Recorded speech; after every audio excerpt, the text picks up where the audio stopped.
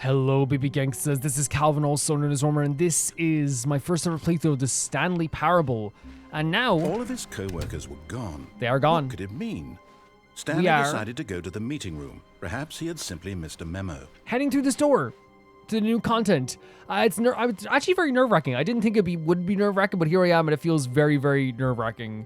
Because this game is like a crazy game with lots of different twists and turns, and I no idea what to expect with this. Oh, new content. Oh, and of course he mentions the new content right away. What does that mean, new content? Wait, what? 416. What's gonna happen? Oh my god, we're like a conveyor belt? What's gonna happen? Well, not a conveyor belt, like a minecart. Whoa.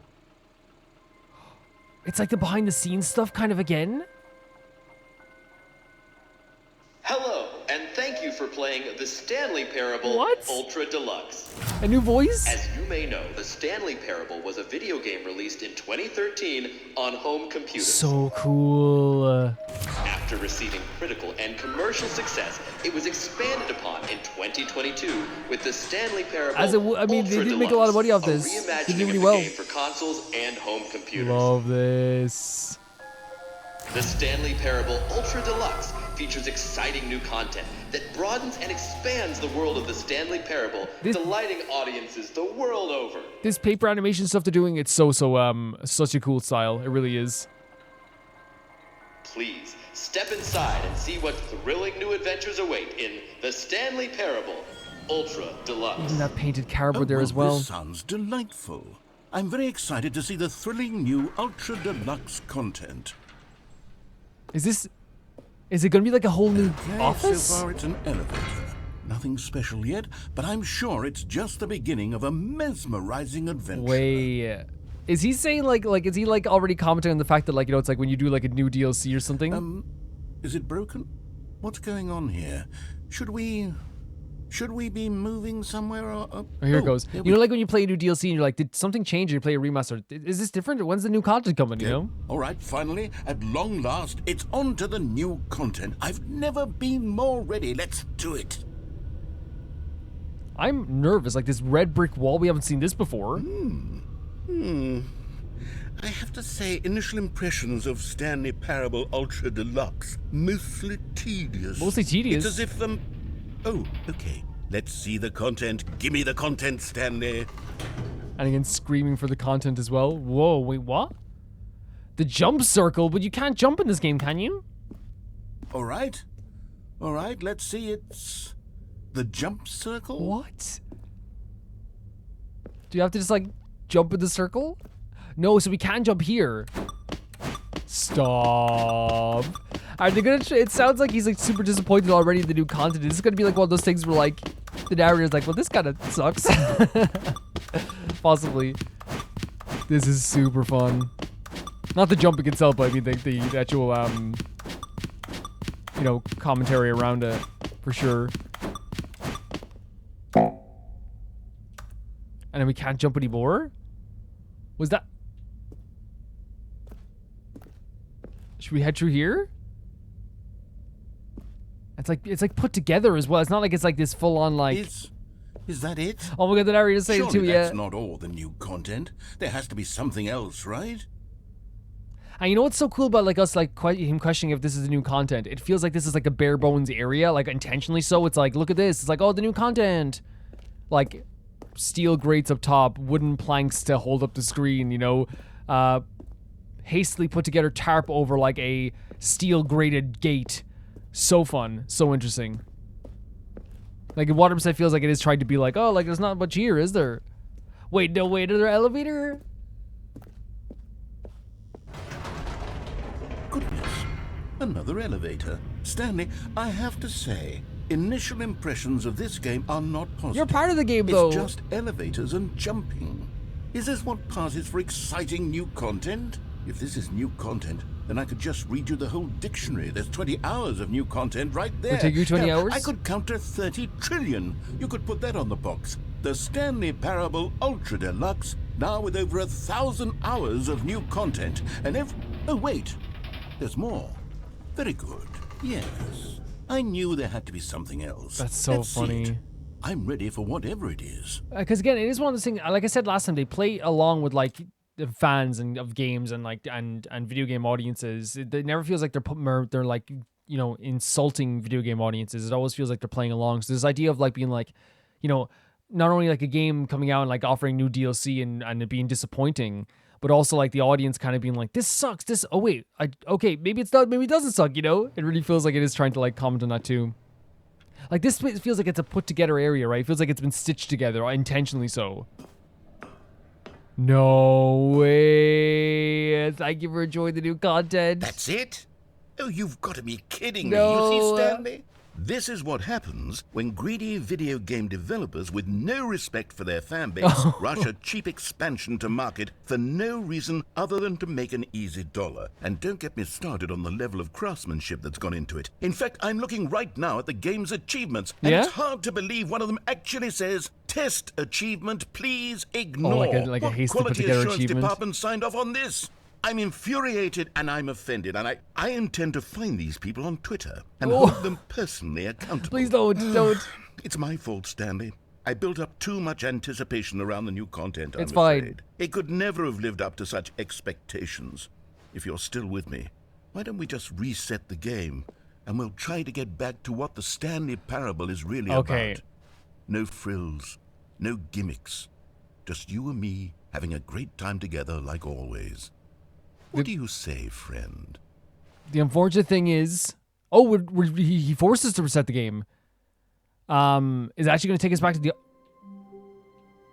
This is definitely not where we were before. I mean, it's our office, but this is a whole new area. Him getting mad at like the developers and wanting to tweet the developers again. It's like it's such like a fun, like, and again, I already mean it this way when I say it's like an inoffensive way of just making fun of like video game culture. It really is, and like I'm poking a bit of fun at it, you know.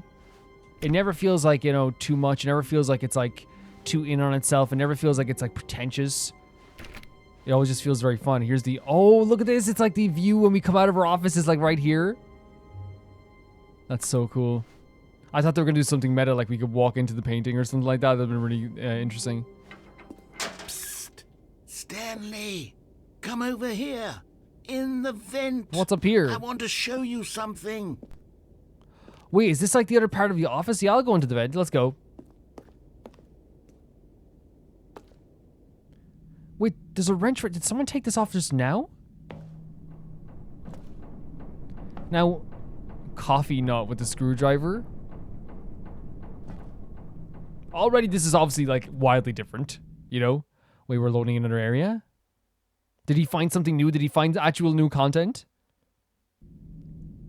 I mean, the content was already new. You remember how cheap and unsatisfying the new Ultra Deluxe content turned out to be? Well, it got me thinking about the past and how much better the Stanley Parable used to be. Oh my god. So I made something special and tucked it away here where the game's developers won't find it. Just our little secret. Take a look. Does it feel like he's like commenting on once again or getting ahead of like people who might say this as well? You know, like, the old Stanley Parable was way better. You know what I mean? It was way better. The new one sucks. What the hell is this? Narrator. All these chairs are here, like, you know, worshipping people, like, with the copy here. Like, they're almost like knights, like, watching you go through this. Wait, what the hell? It's like a full... What is this? Narrator. This is like a full-on medieval, like... Or, like, actually, like, it's actually like a Roman Catholic church. Actually, that's what it is. It's actually very pretty. What is this? I call it the Memory Zone. It's where I've been storing all my favorite memories so I can relive the peak experiences of my life whenever I want. Okay. Experiences like the launch of the Stanley Parable on PC. He's saying, like, that experience of, like, that launch was such a special time. And it was a special time, I bet, for a lot of people, you know what I mean? But it's, like, intentionally trying to be, like, because it's intentionally so obnoxious about, like, I want the old Stanley Parable back, you know what I mean? Because it's so intentionally that way, it's not obnoxious, if you get what I'm saying. It's just, like, a full circle. This is such an interesting area, the memory zone. Like, it's always interesting in these games when they, like, take you out of these areas, too. You know the way, like, the grass is, like, kind of, like, very 2D and not even moving? I think that's actually very perfect for this game style as well. Because it doesn't look bad, right? But I think like it always feels it's one of those things where it's like it's indie, right? It's very indie, but it's like also like this feeling like where it's like, yeah, it makes sense that it'll be like this because it doesn't shy away from the fact that it is an indie game. In a very meta way, it's telling you we are an independent game that's like made this way, you know? I mean, independent games can be gorgeous as well, by the way. I want to make that clear. But like, it's also like one of those things where like, and this is not an ugly game by any means. I hope it doesn't make it seem like a sound. I'm just saying like the kind of like 2D grass and the unmoving like, well, no, not unmoving because they are moving. You know what I'm saying. You know what I'm saying. It lends to the fact that this game knows it's an indie game. You know. I hope it didn't sound like I'm making fun of it because I think art style is more important than graphics always. But I think it's intentional that the game like has like a very like flat surface going on here as well in some places. You know, I think it's intentional, 100%. It's like a telephone over here. You see, Stanley, doesn't the memory zone remind you of how wonderful Stanley Parable was before it was sullied with a cheap re-release? Oh, like the Steam back in page. October of 2013, when the game originally launched. Back then, video games had integrity. A lot of games still Back good then, now. It all meant something. Oh, the waste. National Geographic, Cargo. Oh, is this all the different things on the tables and stuff like that too? Do you think some people probably maybe took his commentary too seriously and were like, they get it, you know? They totally get it, you know? Because again, we know they don't want to make fun of other developers. The greatest wealth is memory. I wonder if it also is like, you know, playing up the idea of like, again, getting ahead of the idea of nostalgia for the original game, right? Possibly. Like at the Steam page, so it was $14.99. Is that what it says? Oh, yeah, $14.99. That's not bad. I think that's worth it, 100%. The Stanley Parable Collector's Edition. There was a Collector's Edition? No way. And it looks like one of those like old PC boxes you would get with like tutorial stuff in it. That's really cool. Audience Award. Oh, they won an award for this? Okay, well, it makes sense, I guess. A BAFTA? Wait. No. Oh, was it Last of Us got it in 2014? Oh, okay. That's very funny. He like put it over, like put the sticker over The Last of Us, honestly. Yeah, that's very playful. That's a really fun idea. It's a really fun idea. Our First Kiss, My First Car, the release of Stanley Parable in 2013. Yeah, it feels like it's playing up the idea of nostalgia. And I feel like that's so great for the commentary of Stanley Parable because it's a game that's about like commenting on like meta stuff. So what a better way to comment on meta stuff than like another thing that happens a lot nowadays, which is like, you know, every week a tweet goes viral with the whole like, video games used to be better, man. And it has like a PS2 game that was great. It was fantastic. And it's like, oh, well, try this game. This is a really good game. No, I don't play that game. It's like, okay, so you don't play any modern games. Okay, that's fine. Video games used to be better, man, you know? And really what it is that like video games were more iconic when we were younger, I think because we were younger and they like were really cool when we were younger. And like, I think a lot of games now that come out, I always say like, if this game came out on the PS2, people would be talking about it as one of the greatest games of all time because it is one of those situations where like, I do think that like there is like less risks being taken sometimes. But I do also think at the same time too, there's so many great games. Like I played like Silent Hill F this year and it was so freaking amazing. And again, like I said, if this came out on the PS2, people are talking about this game as one of the greatest of all time. It's one of my favorite games of all time, man. 2013. What's this? Oh, is this the Firefox?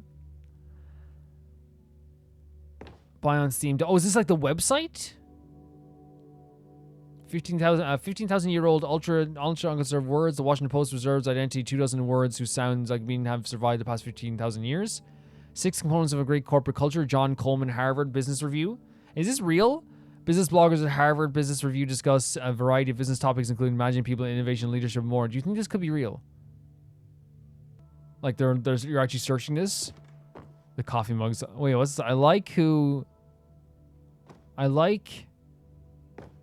working. I just hate my boss. That's a very like, I hate Mondays type thing. The different endings here we got as well. 100%. Smile because it happened. Again, this feels so like, it's almost tacky. You know what I mean? It's almost tacky because it's like, yeah, it's just really cool to look at. It's such a great, like, as you said, a great commentary, but also too, it's like, dude, it's like, you want to like get this dude and be like, yeah, this is awesome if you like this, but it's like, Man, I couldn't just, you know, do this. Again, I don't want to be rude to the narrator because, like, if he likes this, he like this. But you know what I mean? It's like, it's everywhere. It's absolutely everywhere. Maybe tacky isn't the word. Maybe it's just, like, very overbearing, you know? The Stanley Parable demo. Oh, it was a demo? Can we play the demo? Maybe not. This is your first dollar you got? Go outside. Don't play for 5 years. It's impossible to get this achievement. So don't play for 5 years. You could have gotten this. People could have gotten this achievement, right? After a while, they could have gotten the achievement. Is that when we like that lady found us? Was it Muriel? The British Academy of Film and Television Arts Development Team, British Academy of Stanley Parable Game Innovation. Makes sense. Deserves it. It got a nominee for the British Academy Award Stanley Parable debut game. Wait, so it's only a nominee? British Academy Awards, Stanley Parable Story, British Academy. Oh, that's actually really good, though. No video game releasing today. College show uneven effort to enroll poor. Cost hinders new track to achieve diversity. Business leaders pushing elections of council allies. 50% off designer hat. Creator surprising down to earth. Rutgers goes from scandal to new crisis. Okay, Rutgers. What are you doing, Rutgers? Stanley Parable deals tough choices. This is a nice trip down memory lane. What is that? This very peaceful music as well. Like, it's a cool environment. What?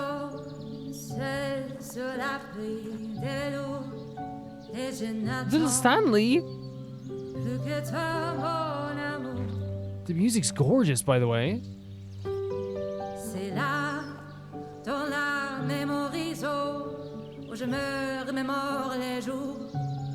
This is actually stunning, unironically.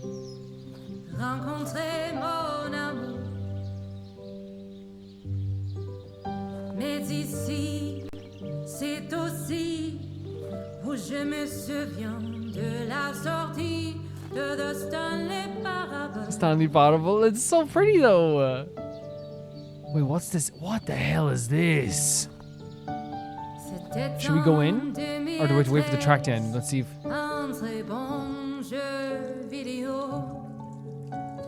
The music's actually really pretty. It's really pretty.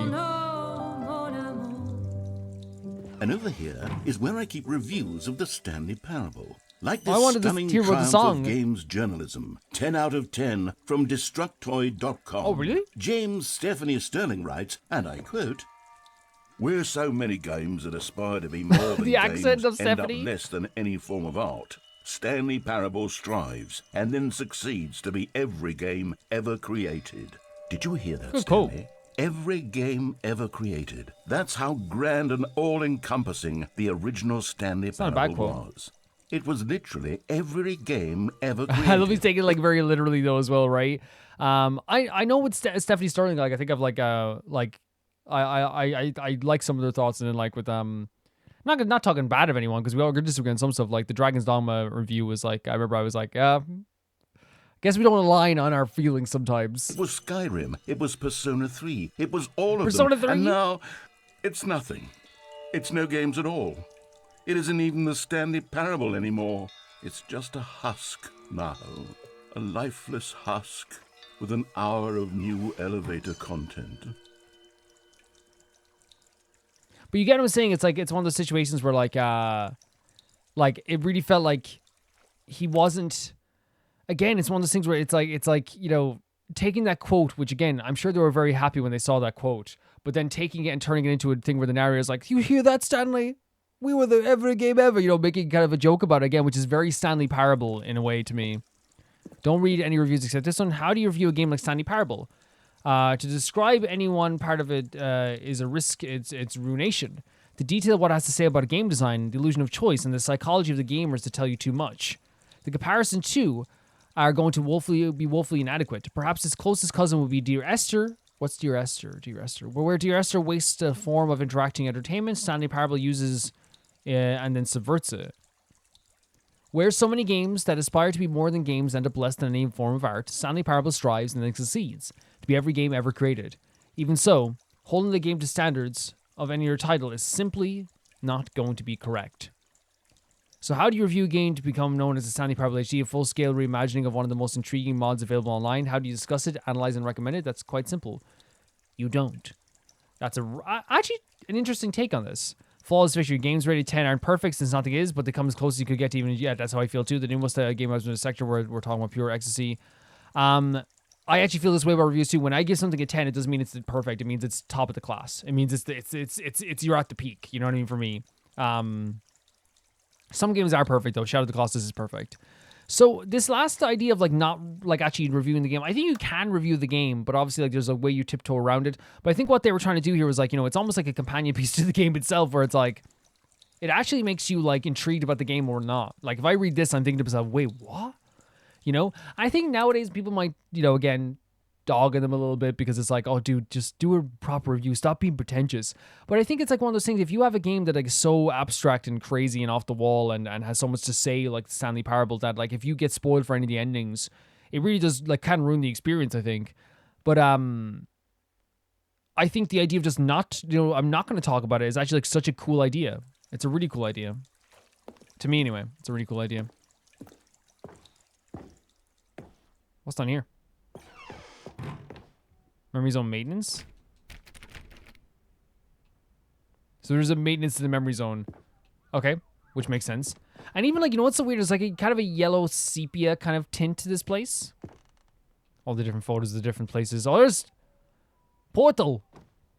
Oh, because Portal used to be a part of the game as well, and so did Minecraft. Yes, yes, yes, yes, yes, yes. Very cool.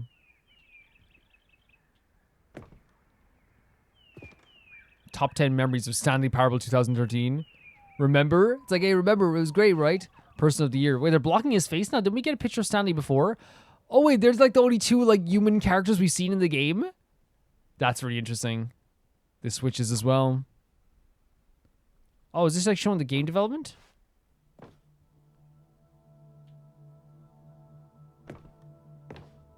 For Scott? For Scott K? It's a Mac. Oh, is this like a collector's edition? That's actually not a bad collector's edition, honestly.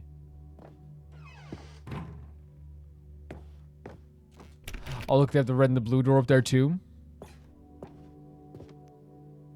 Your number is 29.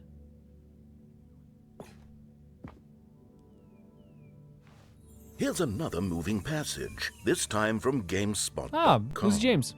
The Stanley Parable is both a richly stimulating commentary on the nature of choice in games and one that offers some of the most enjoyable, surprising, and rewarding choices I've ever been confronted with in a game. 9 out of 10. Don't you get it, Stanley? The game was perfect. It didn't need anything else. It didn't need new content. It just needed to be left alone. Wow. To spend the rest of time collecting dust in the hallowed hall of beloved video game memories. Such an interesting, like, again, we talk about commentary. Like the idea of like, what do we need to do? You had a perfect game. You had a game that everyone loved. And again, it's commenting on its own actions of adding more content to the game. But the way they're adding more content, at least in the first part of this, is actually like a way of talking about the new content. About it's basically saying we don't need new content. Let's stay here in the old Stanley Parable, while this technically is new content as well. Let's read this review. I've always been someone who wants to go the wrong way in first in games. When I sense that the game is trying to usher me down a particular path, to get me to run left or right, or maybe to charge straight ahead, I need to satisfy my instinct to go against the grain, to explore to see what the designers have put back in the other way. Sometimes I find a one-up or a collectible stashed away to reward me for my intrepid behavior. At other times, my exploration rewarded only by crushing disappointment, running up against an invisible wall. Whatever I find or don't find, my action is manifestation of my desire to exert some independence, to make my own choices within a system that is severely limits my options, and encourage certain specific behaviors. The Stanley Parable feels alive in its responsiveness to your choice, and its desire to subvert your expectations, and keeps you on your toes. I think Stanley Parable is a sort of game, video game analog for Charlie Kaufman and Spike Jonze's brilliant film adaptation, which gently mock the ways in which so many films manipulate the audience with formulaic plot twists and situations in which characters can learn huge life lessons. While simultaneously moving me with its formulaic plot twists and situations in which characters learn to use life lessons, the Stanley Parable is both a richly stimulating commentary on the nature of choice in games and our systems too, like our workplaces and our families. I agree. And a game that offers some of the most enjoyable, surprising, and rewarding choices I've ever confronted in a video game. Going the wrong way has never felt so right. This is such a good paragraph. I do also think that, and I said this from the start, I do think Stanley Parable does have a commentary on work life and work and the idea of like the mundane life, the rat race, the idea of like, you know, constantly being on that hamster wheel. I think it does have a commentary on that, like in a very, very strong way. Can we climb on this? Like, why'd they open this door but not any other door? Oh, wait, they opened up this door again? This is where he came from?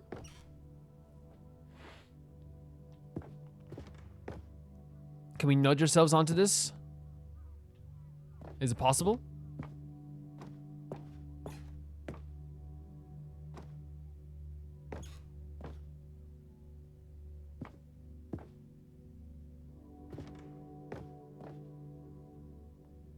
Or is it just trying to show us something here? The serious room? Maybe it is just trying to show us this here, because I don't think I can get past it. Unless I click the boxes? No. Doesn't seem like I can get past it. Let's go down here again, I guess. Is that it? These were simpler times, Stanley. But I wouldn't give to go back, to have it all over again. Wait. Hang on. I don't recall this part of the Did I skip the memory dialogue? It's zone my bad, before. guys, if I did. Apologies What's about that. this? What's down here? But again, is he surprised? Is he really surprised? Or again, once again, is this just part of the choices, you know? Of the new content. Cold drinks. Whoa, what is this? A box of reviews? Steam reviews? All the reviews are down here? Oh no. Oh God, no. Stanley, it's a collection of reviews from Steam, the online video game distributor. God. I haven't looked at these in years. I can't even imagine what's been collecting down here. Surely these reviews were glowing as well, weren't they? I'm sure a lot of them were, right? Are we getting some bad reviews? Are we getting to look at bad Steam reviews for Stanley Parable? Oh no, we see a thumbs up. We'll see now. Oh my god, I actually really do want to read these. I do. I think this would be really, really fun. Honestly, I could not be bothered to play this game to full completion. The narrator is obnoxious and unfunny, with his humor and dialogue proving to be more irritating than entertaining. Untrue. Unfunny! I don't want to I'm read trying this. be I funny. want to read more of I'm this. trying to make a serious work of art. I suppose I could write up a handful of gags to insert into the Stanley Parable, but the game is already such a densely layered web of profound philosophical insights that I can't even imagine where I'd have the room to stick them. So what's so interesting about that review as well, again, everyone's entitled to their opinion as well, but it's really difficult to like counter a review like that without sounding really like pretentious. You know what I mean? You get what I'm saying? Because if I said like, because you could be like, well, you don't get it. You know, I'm never going to say that to someone because it's always people's opinions. Because I think it's one of those things where it's like, I don't think this game is saying that you're inaccurate for having a review like that. It's just like the narrator is getting upset by that. You know what I mean? It's, to me, like, the idea of it like being like, you know, frustrating or unfunny or what stuff like this too. To me, this is like one of the smoothest experiences I've ever had in a choice-based game, but that still offers so many different choices and different avenues to make different choices while also feeling like you're not really in full control at all. To me, it's like not irritating. It's actually like one of the smoothest experiences to boot up the game and just like run through it. It's so smooth. Look at this barren place. Don't get upset by the Steam reviews, narrator, okay? We're cool. We are cool. How do you think you're going to get negative reviews on your game? Of course you are. Like, there's some of the greatest games of all time, people talk bad about them. You know what I mean? I remember, like, when I again, my favorite game of all time, Shadow of the Colossus, people go, it's really empty. And it's like, yeah, that's the point. I like it that way, you know? But it's like, you can't shame someone for feeling that way, you know? If they felt it was empty, that's their idea.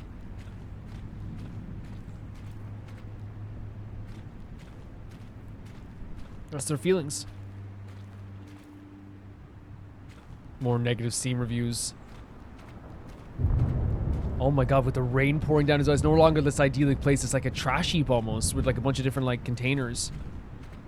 Boop. This is such a different feeling. Like it's like we're in like a full like world. Like I always felt like we were in like a world, but it was a contained world. It feels like even though we're still contained, it feels like we're exploring a completely different independent game, right? It really does. Are the green ones the only positive ones? Wait, there's still negative ones there though as well though, so not sure. Can we read it from a distance? Maybe not. While the idea for this game is good, it becomes very repetitive and boring fast despite all the alternate endings and the game cameo appearances. This game is titled, is it titled? Thought-provoking. You will get the idea. It tries to communicate pretty fast and then just repeating the whole no choice in the game thing over and over again. I disagree personally. For somebody who prefers non-linear games, this preachiness gets annoying fast. I disagree. As it neither is a revelation nor very interesting as thought-provoking, only in the first few minutes. To me, like, and again, I hope I don't sound like I'm ever neglecting someone's opinion. I'm just giving my take as the opposite to this. I don't feel this way about this game at all, and I'm the first person to call out any game or any movie or game or TV show that feels like it's like talking down to you, right? All the time, like, no problem, I can call it out. I'll always be like, oh, this felt a bit weird, this felt a bit derivative, you know what I mean? But like, I really feel like with this game, like, every single route strengthens a different idea or a previous idea and makes them better. To me, like, this would be the equivalent of saying that, like, in the first 5 minutes of Skyrim, I picked up a sword, right? But then, like, in hour 10, I picked up a sword as well. You know, it's like, yeah, you did, but it's a better sword and it's different and you're better with the sword now and you're using the sword different and you're fighting different enemies. In this case, yes, it is like the idea of, like, you know, there's an aspect of that is, like, kind of like, there's no real choice in the game. Like, you know, in the end, like, you're always going to be kind of, like, reverted back and there's no end to this as well. But there's thoughts within that as well. It's like the equivalent of, like, looking at a chocolate bar that has a wrapper on it being like, oh, look at this. Just like, oh, purple wrapper again. It's like, no, taste what's inside. You know, try it. Again, I know it sounds pretentious. I know I'm going to sound pretentious. People can have their opinions, but for me personally, I feel like and I'll give an example of 2 routes, right?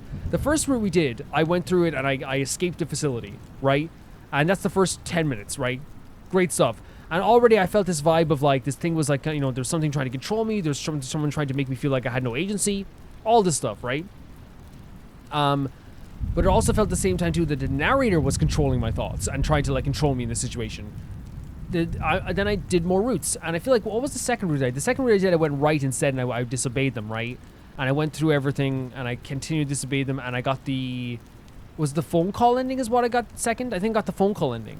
Look how different that is already, right? Like what that adds to the previous one as well. We went against what the original narration wanted. We went against what the original idea was, but there's still an aspect of the game that, like, is still trying to, like, you know, make you feel like this game is like the choices are not just like, oh, there's no choice, but it's also like the choices will lead to, like, revelations about yourself, about the situation you're in. And with that second ending with the phone call, there was, like, this realization there in that moment that, like, something desperately is, like, watching over us, trying to do something about it. And at the time I thought it was a narrator, right? At the time I did.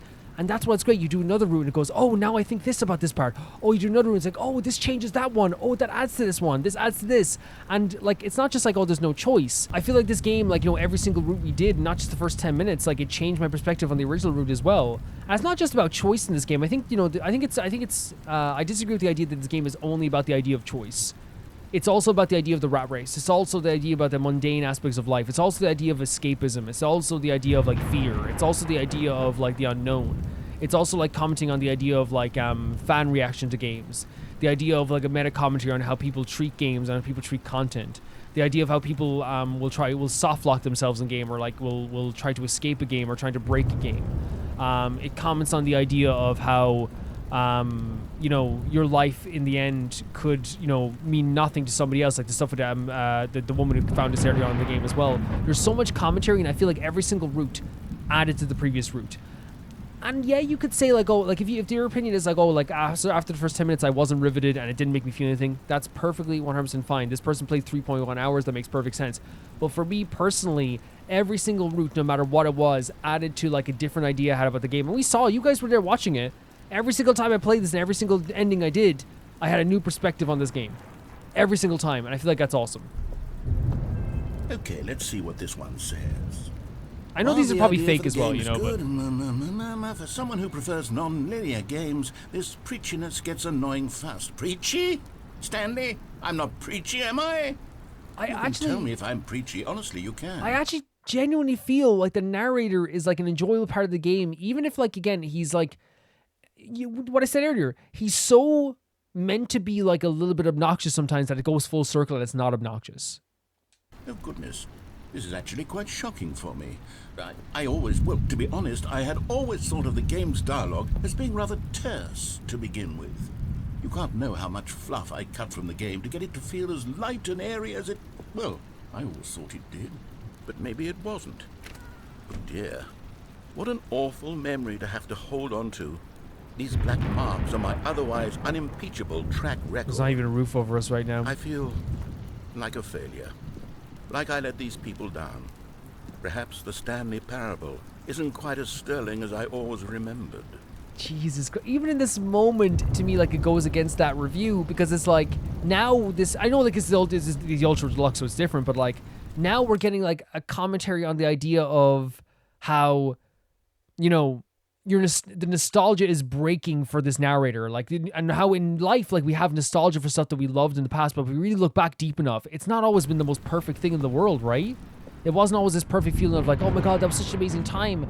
Like, I always think back to, like, the days where, like, I played, you know, I was playing Yu-Gi-Oh cards every day, you know, and that was an amazing time no matter what. But then, like, you think back to yourself and you're like, was there anything else going on? Oh yeah, that was happening at that time. That sucks. You know what I mean? You think back at those times, because we do, like, try to, like, you know, think about stuff in a very positive way. Look at how many reviews there are. Honestly. Yeah. I feel like it's a very interesting commentary on the idea of nostalgia. What's this one got to say? You constantly have to stop doing anything so the narrator can catch up with his long-winded explanations of what's happening. I feel like that's not a bad, like, if you phrase that right, that's not a bad criticism. But I feel like, you know, for me, that's part of the game too. I feel like the whole idea of the game is that, like, your choice can even break the narrator's train of thought and, like, make them stop talking. Your choice can also make, like, if I choose to go so fast, the narrator will stop speaking entirely, and like, stuff gets to, and he will keep skipping over his own dialogue. I think that's a commentary as well. I think it's meant to be like a commentary on the game development and the actual and the choice aspect as well. So yeah, if you phrase this like, I don't like the way if I want to hear all the dialogue, I have to stop and stop moving. That's totally fair, but I feel like that aspect is also part of the game, you know, because if you interrupt him, he will get angry too. I wish there was a skip button. Yeah, a skip button. 9.8 hours. Well, yes. Yes, I think we can do that. If I'm truly too preachy, then he's starting to get to him as well. Ahead for just a moment, surely it couldn't hurt. Not if it means we can strike these negative reviews. You're gonna get negative reviews. Only positive reviews of the Stanley Parable. What the hell? And it's always been my motto. I'd do anything for the customer, Stanley. Yes, a skip button we shall have. It's like he's desperate for approval as well, right? But yeah, you're gonna get negative reviews, and again, I know it's not the same thing, but like, I will get like negative comments every once in a while. And it used to get to me like bad, man. I used to like, oh my god, like, but when I started, it used to get to me so bad. Nowadays, it's just like, okay, you know, people are gonna not like you all the time. It's gonna happen, you know. But it's hard when you like again. I can only imagine like what it's like for me just making a video, what it's like making a game, and having people being a little bit negative about it, you know. So it's actually going to give me a skip button here? This is crazy. And here it is. Go ahead and give it a shot. I'll pop you forward in time so that the second my incessant droning starts to bore you, with just the push of a button, you'll have zipped right past it. I don't find it boring. It's what the players have been asking for, and I'm very proud to have delivered. No more listening to me rambling on and on and on. No, no, no, no. The Stanley Parable is a game for the people. And if the people want silence, then by goodness, that's what they're going to get. Well, don't sit around waiting for me to shut up. Go ahead and make me shut up. Here, we'll pretend that I've just begun an interminable monologue, and it goes something like this. The story and the choices, or what have you, and therefore, by becoming it is, so on and so forth, until inevitably, we all, until the end... It's, to me, the dialogue is intentionally suffocating. It's intentionally supposed to make you uncomfortable. It's intentionally supposed to make you feel like you can't get a word in edgewise. I think that's what's supposed to do, for me anyway, personally. End of time, at which time, everything all at once, so, now you see, blah, blah, blah, blah, blah, blah, blah, blah, blah, blah, blah, blah, blah, blah, blah. We've eaten too much and it can't be just yet. No, no, until 245. That the logic of elimination working backwards, the deduction therefore becomes impossible to manufacture. It went on for nearly 10,000 years, until just yesterday, here and there, forward and back, and never a moment before lunchtime. It can't be. It's the only thing there is. How many billions left? I wonder if you can actually exhaust this dialogue. Forever ago. Which is why I say, The story and the choices are what Is it starting happen, again? and therefore by becoming it is. So on and so forth, until inevitably we all until the end of time, at which time everything all at once. So now you see, blah blah blah blah blah blah blah blah blah blah blah blah blah blah blah. We've eaten too much Okay, and it he can't wants be us to just skip it. yet. Okay, no, fair enough. no, until Oh, you're back, you see? You were only frozen in time for a few So he minutes. sees the but skip it one was as being plenty of frozen. time for me to deliver a long, rambling monologue full of unnecessary verbal flourishes and lengthy ruminations on the nature of choice in video games. Of course, I happen to believe it was perhaps one of my more profound such ruminations. Not that, of course, you need a description of it. It was very but good. If I had to describe it, I'd say it was perhaps less of a rumination and more of a treatise.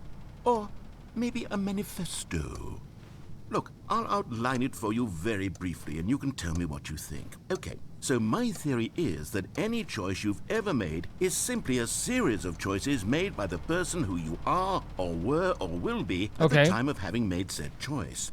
That is to say, if by articulating a choice you've already made, you bring that choice into This is being, also making it like a commentary on like reviews that probably said that he talks too much, and just be like, okay, what if I do talk too much and let's do it, you know?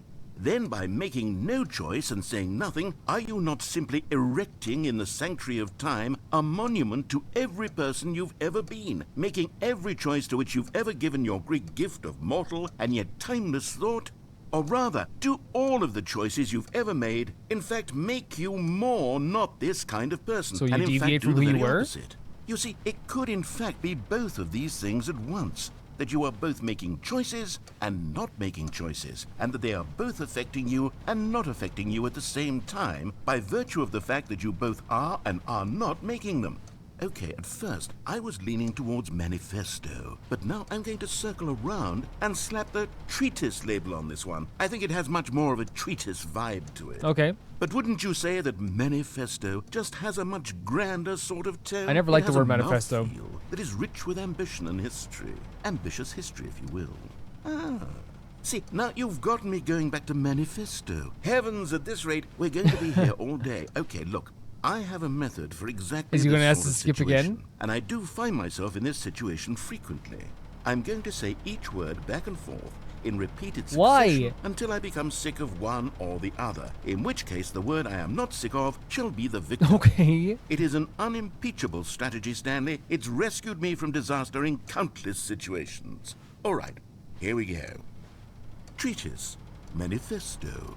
Treatise, manifesto. Treatise. Yeah, I feel manifesto, suffocated, but I think it's intentionally supposed to treatise, make me feel suffocated. manifesto, It's intentionally supposed to make you feel like I can't get out of this, you know? treatise, I think games are always supposed to make you feel manifesto, good. Treatise, manifesto. Treatise, manifesto.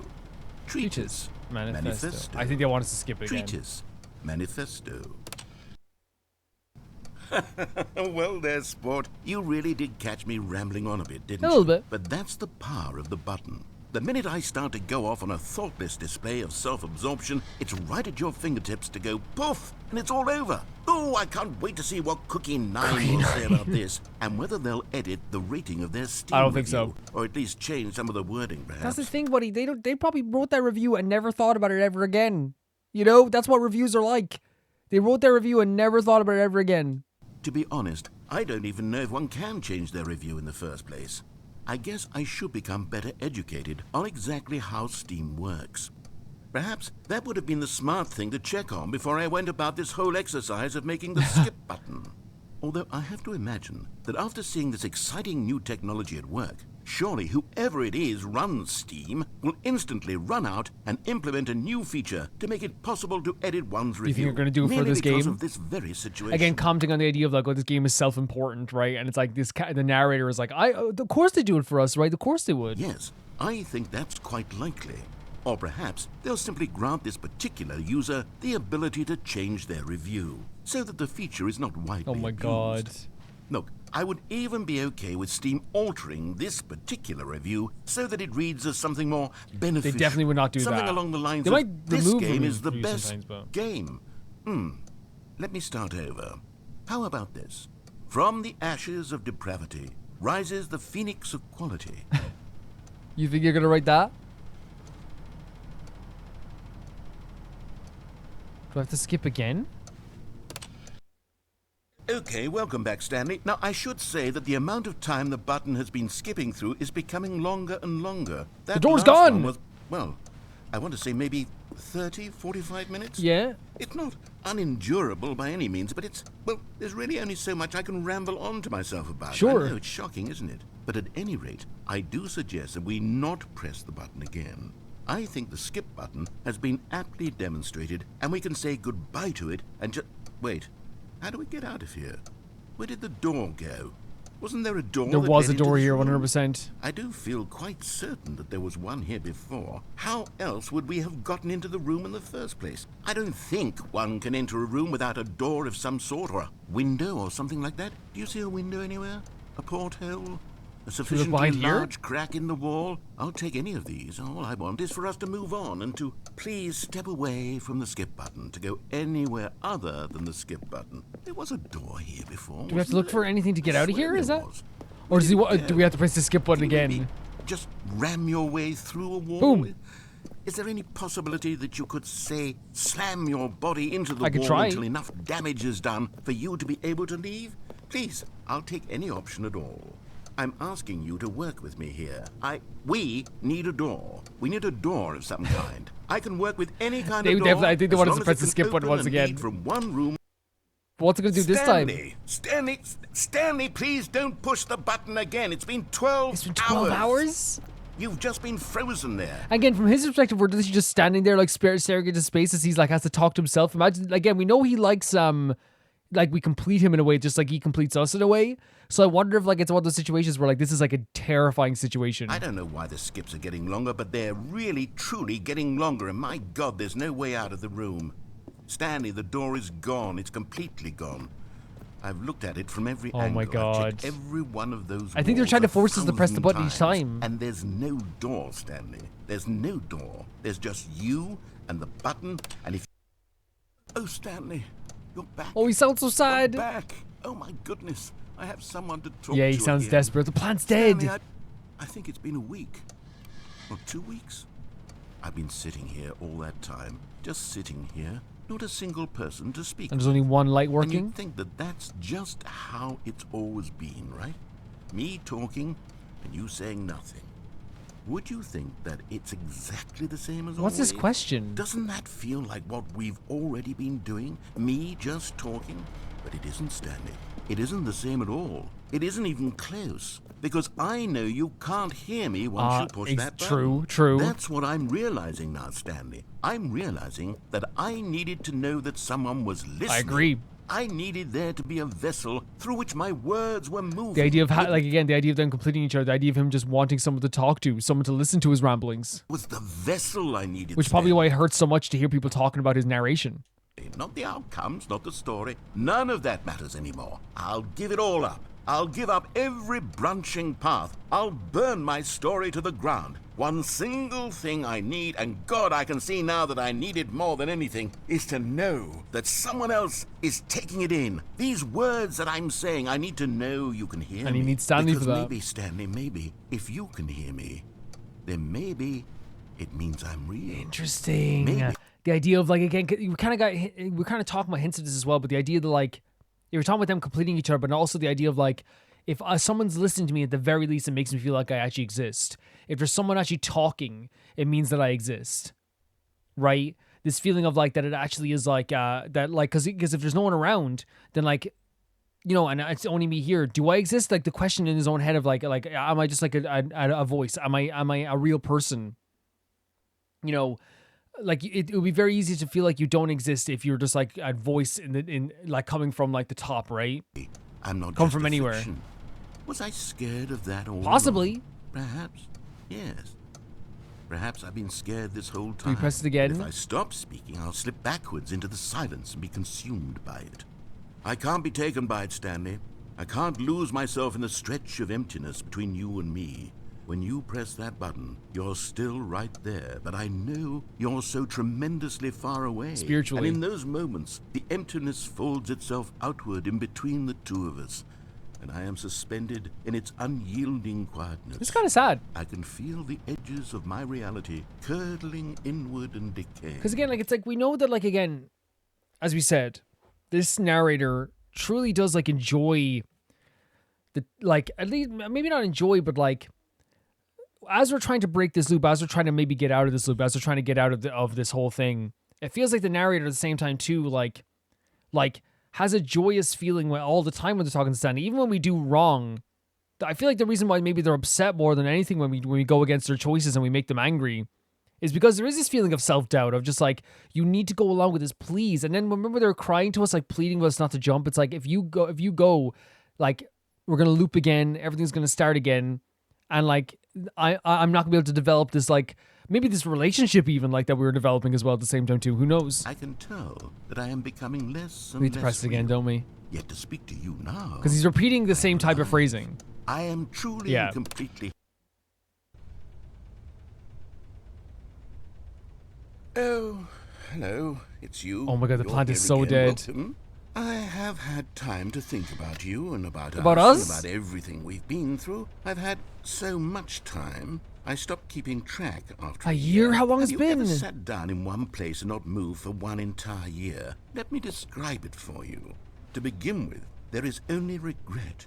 There is only the turning wheel of missed I opportunities. think they want me to press it I one more felt time. Nothing at all but regret for the longest time, Stanley. Days.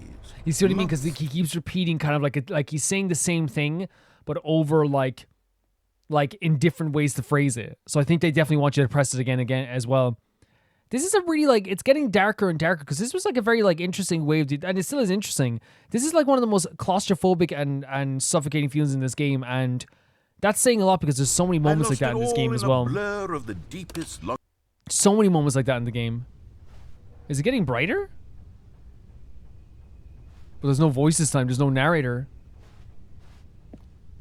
Because if that was years, then how long would this have been? Do I have to skip again? This time he's not even talking. He said even when he sat down and did nothing, he felt like he had regret. Because again, he had nothing to fulfill himself. Nothing to fulfill in his life, you know? This is crazy. What? What's that? The clock? What is that sound? Is it like an alarm? Are we waking up? Maybe we have to press the button again because I don't know what this be. Is it that? Is it the fire alarm? But they didn't understand the game was never meant to be funny. It was meant to have a point. Oh my It God. was meant to speak to the He started human talking condition. again? But where are the jokes? Where are the jokes? They bemoaned. They screamed. They gnashed their teeth and said, He's starting to get super "Entertain frustrated us." now as well, It wasn't right? enough. They had to leave a pathetic little thumbs down review and make all of their pitiful demands. But then, he's talking too much, they said. First, he didn't entertain us. Now he won't shut up. It's the inconsistency. It's the lack There's a of frustration there, and again, it's 100% a playful frustration from the developer, right? Of being like, oh, so does he talk too much or does he not make enough jokes? What's the deal? But with the narrator, he takes it so personally because so much emphasis is put on his commentary and his storytelling and his connection to Stanley and his connection to this world. Like, talking is his connection to this world, you know? accountability. It's the unwillingness to examine with an uncompromising heart the words that they are speaking into Here we the go world. again. What is this? This is a crazy route. Absolutely insane. How long are we progressing forward? Never the end is never the end is never the end is never the end. Is he broken? The end is never the end is never the Did he- is his mind broken? Is never the end is never Oh my God, the oh my God, no, end no, no, is no, never no. the end is never the end. The end is just never ending, the never ending loop. What the? Is this falling apart? Is that water? Are the pipes falling apart? It would make sense. Like, if you leave these stuff unattended for a while, they're gonna get leaky, and especially if it's, you know, we're going in like decades now, maybe. It fell in. That's such a good way of showcasing how it fell in, by the way. This truly does feel like a never-ending loop now, right? Like, that's such a good showcase of something falling in. It's like we saw the rain first, and then we saw the fall after that as well. What's gonna look like now? Oh.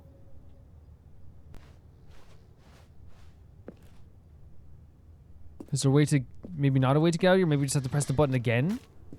This is so crazy. This gives me such a nervous feeling. What's it gonna... Oh my god, is it decades? Is it years? It is years. The foliage, the plants.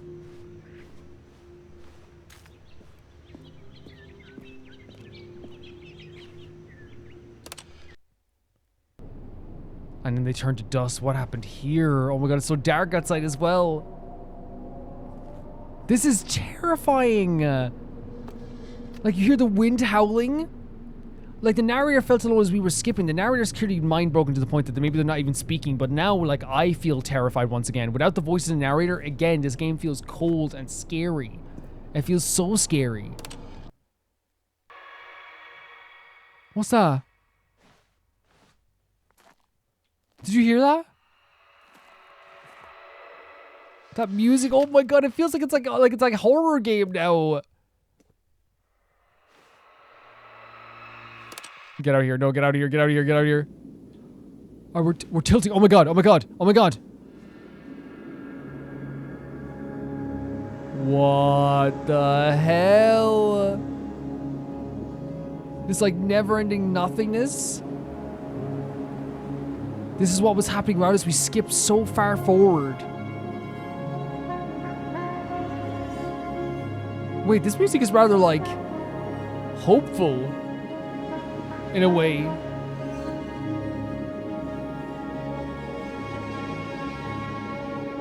Weirdly hopeful.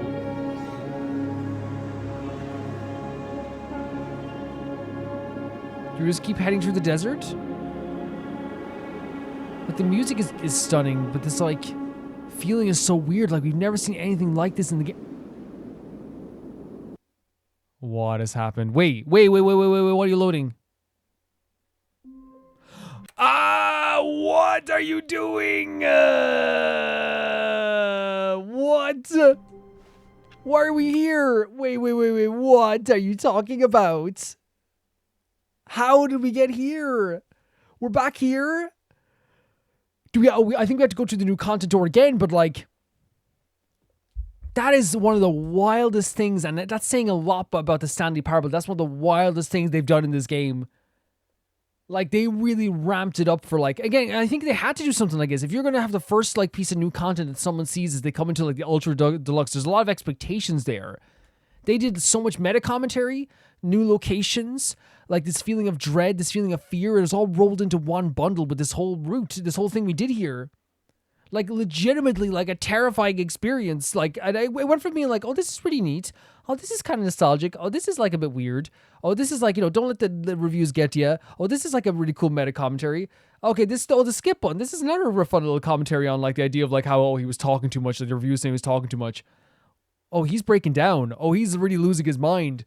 He's gone. Wait, he's back. Oh, he's gone again. He's gone again.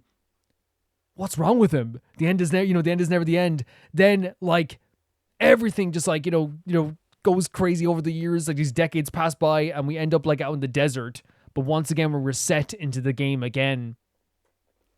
That was an absolutely insane way of starting off the new content. Maybe, I think there's a lot more in it. The way I would look at this whole thing was, it started off like us just, like, you know, doing a basic route. And again, once again, a commentary on the idea of, like, how, like, you know, sometimes people get upset about DLCs. And I think it was, like, trying to, like, bring the idea of reviews and how the narrator would respond to these reviews. Because while, like, the actual game developer, I have no doubt about it, when he would, like, heard, like, these reviews, it wasn't ever, like, a thing where he, like, probably, like, felt terrible about it, or was, like, maybe some reviews probably make you feel bad, but I bet, like, you did read some negative reviews and were just, like, you know, maybe had a laugh about them as well. Because you're allowed to have a negative opinion of the game. You're allowed to. But one of, like, the interesting things about this is that, like, I think this developer's a genius, because instead of making it a thing where it's, like, insulting the audience for making fun of the game or for, like, reviewing the game poorly, which would have been such a bad move, it makes the narrator respond to it, which makes it, like, extra meta and extra fun, but then gets a little bit dark as time goes on too, because what the reviews did, it invited the idea of reviews into this game as not a way to, like, make the developer seem like they were, like, upset by it, but to make the narrator feel like they lost their whole, like, world about this, that they were so upset by this. And I think that's, like, such a fantastic way of doing this. Because they could have done a thing where, like, they was, like, they could, like, you know, made it very on the surface, like, insulting people for giving their opinions.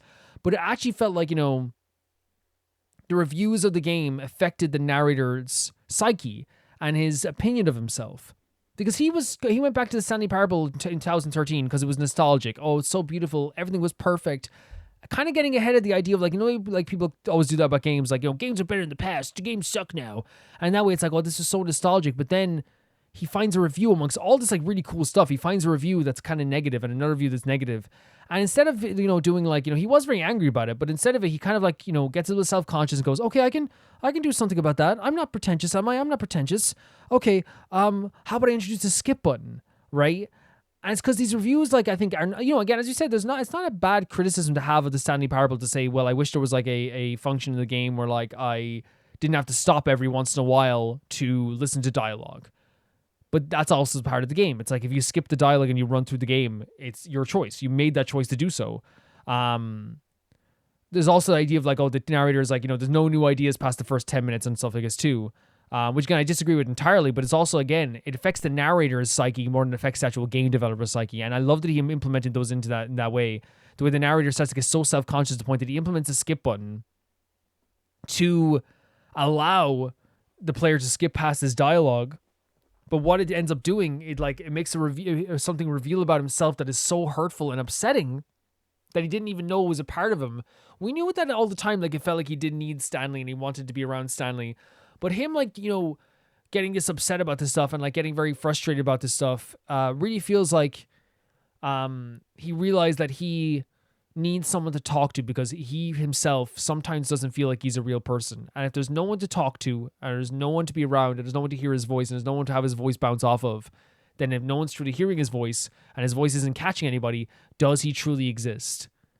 So when Stanley skipped the button the first time, it was fine. When he skipped it a few other times, and then when he started skipping it for too long, the narrator started to get very upset about the idea of like, I don't even feel like a person anymore. I don't feel like I'm talking to anybody. And it's honestly like maybe like this need, as you said, to be around Stanley, to be around someone. It doesn't need to just be Stanley. It feels like it could be anyone just to make him feel like he is alive. And we fast forwarded so much that he ended in this like loop. The end is never the end. The end is never the end. The end is never the end. It's never the end. Never the end. Because again, he's realizing as he's like not talking to anybody, as you would go mad, you would go crazy. He went mad. First, he got frustrated at the reviews. He kind of like let his true colors how he felt going. Because at first it was like this self-conscious feeling, but there's a little bit of like, disdain for the reviewer there as well. And he kind of let it all out at one point, kind of being like, first they say I talk too much, then they say that I like I'm not funny, so I tried to add more jokes into the game, and then even there they say they're not funny and I talk too much again, and it's like this endless cycle of like both the narrator going crazy over the reviews, but also the developer kind of poking fun at the idea of the reviews too in a playful way, which is like, well, okay, then he's going to talk more than ever. But it ended with the narrator losing their mind being destroyed by us not being there, and then us escaping from this area and leaving this area into this vast, endless sand dune that to me felt like it was one of the situations where like we're no longer around the narrator. We've technically skipped the game so far ahead that it's like almost like a different game entirely. But once again, the game resets again. That's what I think about this whole route here.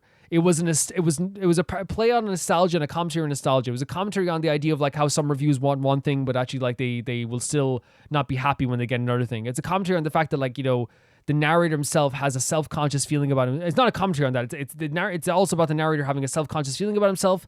So smart to have the reviews affect him and not the actual developer himself. That's such an intelligent idea. So great. Such great stuff. And in the end, the resetting part of the game means we're just like right back at the start where we were. And I think we have to go right back in there again. But like I wasn't expecting that whatsoever. I love the commentary on nostalgia. I love the commentary on like how like, it's like trying to hide away the negative reviews, you know what I mean? Like for the narrator's own like self-consciousness and his own feelings, so that when he actually finds them, that's what tears his whole world apart and makes everything change. It's like this nostalgic, beautiful feeling where it's like, oh, the Stanley Parable release was perfect. And as we said, it's also talking about the idea that when a remaster comes out, people go like, oh, this just sucks. And sometimes it does suck, but like this sucks and the original was way better and I missed the original, and some people get very, they feel like they have an ownership over the game as well. It's like, oh, you never played the original, then you're not really playing, the game. Not that, and I haven't seen anyone like that in my audience, but that's like video game fans in general can be like that. But I do adore and love that like they creatively talked about these themes, whether it be the idea of self-consciousness, am I real, the negative reviews, the idea of nostalgia, the idea of like video game development, like, giving everything to the player, but still them not being happy. The idea of like trying to make the game just for the people who do negative reviews, not the people who do positive reviews.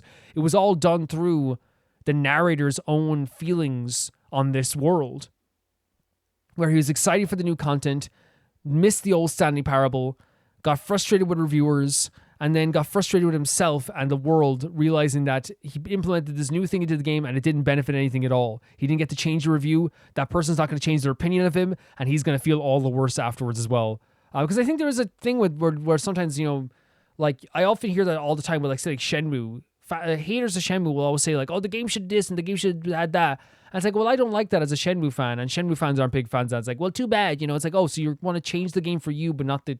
And the developer obviously didn't change the game for the non-Shenmue fans, but it did feel like, it would have been a defeat if they changed the game just for, like, people to do negative reviews like this as well. Because the negative reviews like that, although you're allowed to have a valid negative review 100%, they don't actually, like, they're not the ones that are going to play Ultra Deluxe, you know what I mean?